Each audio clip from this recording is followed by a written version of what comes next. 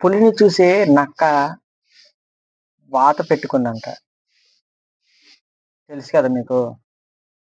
తెలియకుండా ఎలాగుంటదిలే. చిన్నప్పటి నుంచి చదువుకుంటూనే ఉన్నాం కదా! తెలియకుండా ఎలాగుంటది చెప్పండి? కర్ణాటకలో మేము ఎలాగో అధికారంలోకి రామనేసి ఫ్రీ బస్సు సాకు పెట్టారు. వచ్చారు అధికారంలోకి. ఆ తర్వాత మన పక్క రాష్ట్రంలో తెలంగాణలో అదే చేశారు. వచ్చారు అధికారంలోకి. అక్కడున్న పరిస్థితి ఏంటి? ఆర్థిక వ్యవస్థ పరిస్థితి ఏంటి? యూరియా కూడా ఇవ్వలేని పరిస్థితి.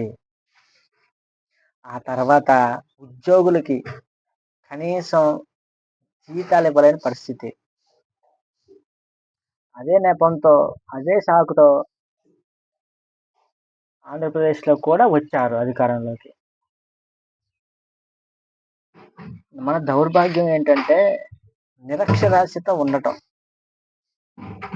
ఎక్కువ middle class, upper lower class వీళ్ళు ఉండటం వల్ల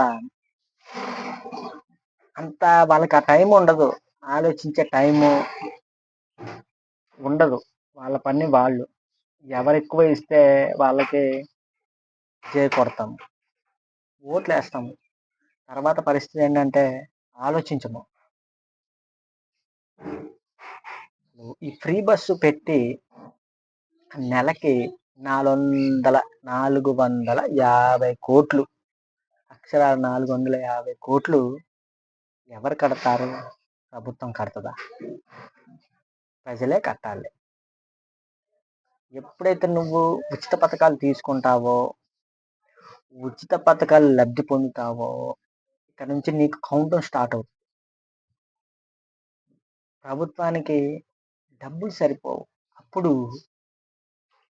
పన్నులేస్తది. ఆ పన్నుల ద్వారా నువ్వు కట్టాలి. అది కరెంటు బిల్ అవ్వచ్చు, ఇంకా వేరేది ఎక్సెట్రా ఎక్సెట్రా ఏదైనా అవ్వచ్చు.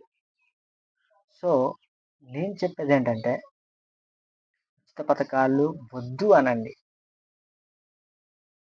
దానివల్ల లాభం ఉండదు.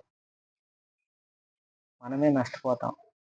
దానివల్ల రాజకీయ వ్యవస్థ ఏదైతే ఉందో వాళ్ళు లబ్ధి పొందుతారు.